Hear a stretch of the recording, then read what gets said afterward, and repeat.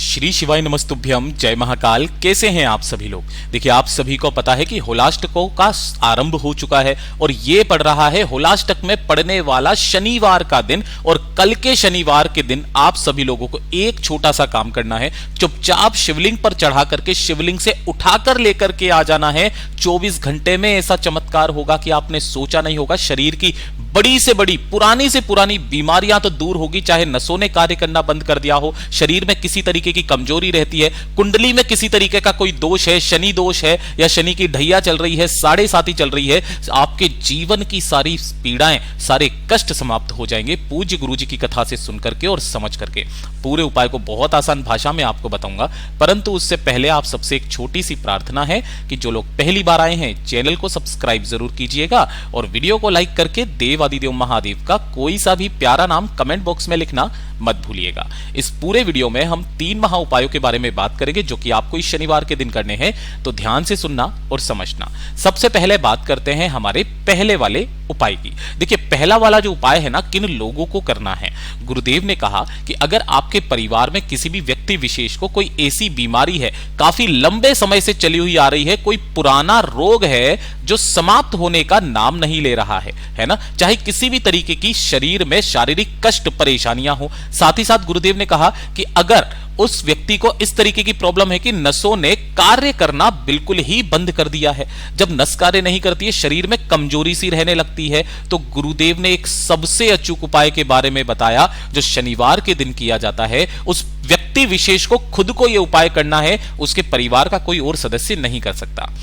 क्या करना है, मात्र एक सुंदर सी बेलपत्र लेनी है जो कहीं से भी खंडित कटी फटी ना हो, इस चीज का ध्यान रखना। और नीचे की डंडी जरूर होनी चाहिए। काफी सारे लोग जब समर्पित करते हैं ना तो नीचे की डंडी तोड़ देते हैं। डंडी तोड़नी नहीं चाहिए। गुरुदेव ने कई बार बताया ये वाली जो डूट होता है ना, यहां पे ये गणमान्य का स्थान होता है। तो एक आपको लेनी है बेलपत्र, उसी के साथ में आपको लेना होगा 1 लोटा शुद्ध जल अपने घर का तांबे के कलश में। ठीक है, तांबे का कलश ना हो आप दूसरा कलश ले सकते हैं। और साथ ही साथ आपको लेना होगा मात्र थोड़ा सा शहद। शहद के बारे में गुरुदेव ने बताया था कि ये जो शहद होता है ये उन सभी समस्याओं का काट करता है जो आपके शरीर में पड़ रही है। ठीक है, इन तीनों चीजों को लेकर आपको महादेव के मंदिर में जाना है, शिवलिंग के पास।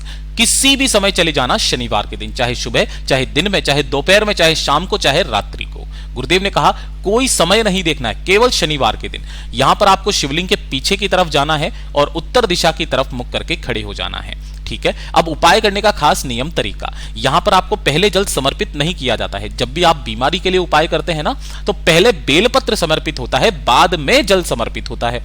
बेलपत्र को किस तरीके से समर्पित करना है, आपने जो ये बेलपत्र लिया है इसकी तीनों पत्तियों पर चिकने हिस्से की तरफ आपको क्या करना है, अच्छे से शहद लगाना है। जो आप शहद लेकर के आए हो, तीनों पत्तियों पर अच्छे से शहद लगा लेना। वो भी किधर की तरफ लगाना है, चिकने हिस्से की तरफ। मैं यहां हाइलाइटर से बना रहा हूं, शायद आपको दिखाई ना दे रहा हो।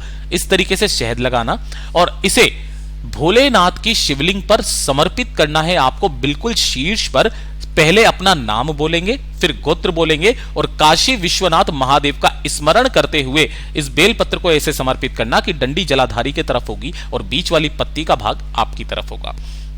उसके बाद दोनों हाथों में आपको उस कलश को लेना है ना, और श्री शिवाय नमस्तुभ्यम मंत्र का स्मरण करते हुए काशी विश्वनाथ महादेव के नाम से ही, मैं यहां नाम लिख देता हूं, काशी विश्वनाथ, है ना, ये 12 ज्योतिर्लिंगों में से एक ज्योतिर्लिंग है ना। काशी विश्वनाथ महादेव के नाम से आपको जल समर्पित कर देना है। अब आपको करना क्या है, जो भी जल जलाधारी से बहकर नीचे की तरफ आए, उस थोड़े से जल को आपको उसी कलश में एकत्रित करना है, रोकना है, बाबा से निवेदन और कामना करके कि मेरी सारी बीमारियां खत्म हो जाए। इस जल को साथ ही साथ इस बेलपत्र को उठाकर अपने घर पर लेकर के आ जाना है।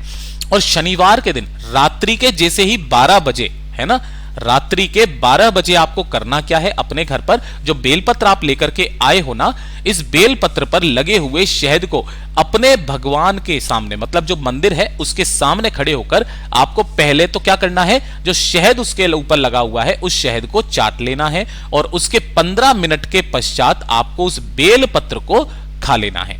बेलपत्र को खाने के पश्चात जो जल आप लेकर के आए थे उस जल का आचमन करके सो जाना। गुरुदेव ने कहा 2 से 3 शनिवार करके देख लो, आपके शरीर में, स्वास्थ्य में सुधार आने लगेगा। पूज्य गुरु जी का बहुत अद्भुत और अचूक उपाय है।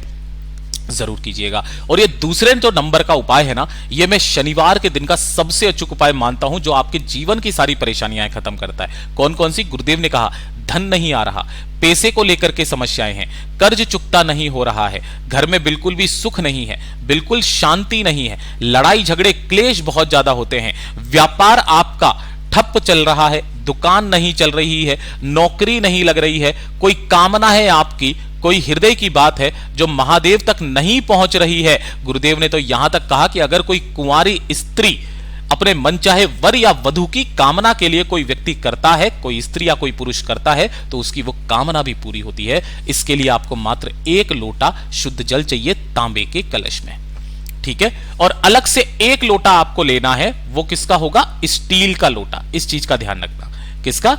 स्टील का कलश अलग से लेना है। 1 लोटा तो जल का तांबे का ले लेना, 1 स्टील का कलश लेना। इसके अंदर आपको 3 चीजें डालनी है। सबसे पहले आपको डालने 11 चावल के दाने, जो कैसे होना चाहिए? अक्षत होने चाहिए, पूर्ण होने चाहिए, टूटा हुआ चावल का दाना ना हो, इस चीज का ध्यान रखना। दूसरे नंबर पर आपको लेना होगा दूध।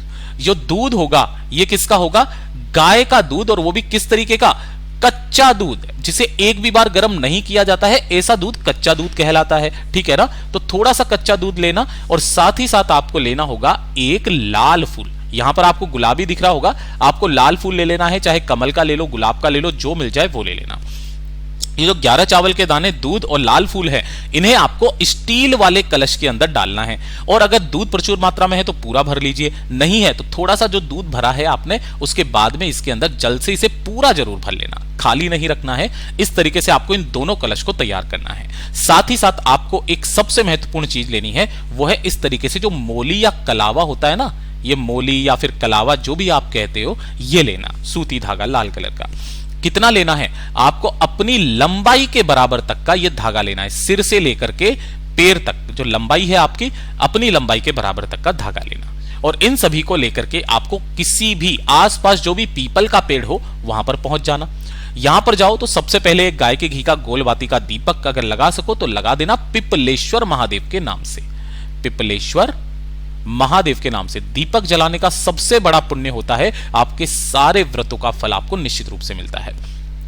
आपने दीपक जलाया, उसके बाद सबसे पहले आपको करना क्या है? जो दूध वाला कलश है ना, उस दूध वाले कलश को पिपलेश्वर महादेव का स्मरण करके श्री शिवाय नमस्तुभ्यम मंत्र बोलते हुए आपको संपूर्ण जल दूध वाला वो आपको पीपल पेड़ की जड़ों में समर्पित करना है। और इसको समर्पित करने के तत्पश्चात ही आपको जल वाला जो लोटा है वो समर्पित करना है। समर्पित करके दोनों हाथों को जोड़ करके बाबा से निवेदन करना, कामना करना। और कामना करने के पश्चात जो आपने मोलिया कलावा लिया है, उस मोलिया कलावे को इस पेड़ के तने के चारों तरफ आपको इस तरीके से लेना है और यहां पर बांधना है अपनी कामना कहते हुए। लेकिन अगर पेड़ का तना मोटा है, नहीं हो पा रहा है ना, आपका धागा छोटा पड़ रहा है, गुरुदेव ने कहा किसी भी टहनी पर जब आप उसको बांधे अपनी कामना कह करके, तो 7 गांठे अपनी कामना कह करके उसके अंदर जो व्यक्ति लगा देता है, उसकी समस्त कष्ट दूर होते हैं, उसकी कामनाएं पूरी होती है। पूज्य गुरु जी का बहुत अद्भुत और अचूक उपाय है, जरूर कीजिएगा।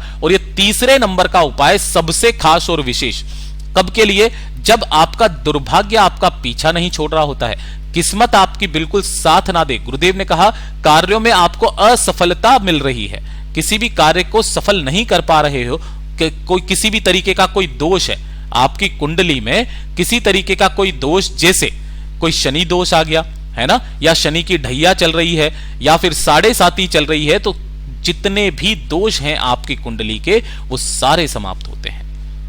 एक काम करना, जो भी हताश व्यक्ति है उस हताश व्यक्ति के ऊपर से एक आपको लेनी होगी काजल की डिब्बी। इस तरीके से मार्केट में आपको बहुत इजीली मिल जाएगी। एक काजल की डिब्बी छोटी सी लेना और उस जो भी पीड़ित व्यक्ति है उसके सिर से लेकर पैर तक पूरा ऐसे खड़ा करके सिर से लेकर पैर तक घड़ी की सुई की दिशा में उसे 21 बार उतारा कर लेना। कितनी बार? 21 बार घुमा लेना, कोई भी कर सकता है। 21 बार घुमाकर इसे लेकर के जाना किसी भी पीपल के पेड़ के पास। कहां जाओगे? पीपल के पेड़ के पास में वहां पर एक छोटा सा गड्ढा खोदना। गड्ढा कितना गहरा खोदना है अभी बताता हूं। गड्ढा खोद करके और अपनी कामना कहकर कालेश्वर महादेव का स्मरण करके उस काजल की डिब्बी को इस गड्ढे के अंदर दबा देना, ऊपर से पत्थर रख देना। कम से कम इतना ऊपर रखना है, इतना अंदर दबाना है कि कोई से खोद करके निकाल ना पाए। ऐसा नहीं है आप ऊपर ही ऐसे ही करके रख के आ जाओ, मिट्टी से दबा के आ जाओ, नहीं, उसे किसी गड्ढे के अंदर गाड़ के आ जाना। उसी दिन से आपका भाग्य चमकने लगेगा। पूज्य गुरुजी के सभी उपाय बहुत ही ज्यादा खास और अद्भुत है, जरूर कीजिएगा। वीडियो पसंद आए तो लाइक जरूर करना, चैनल को सब्सक्राइब जरूर कीजिएगा।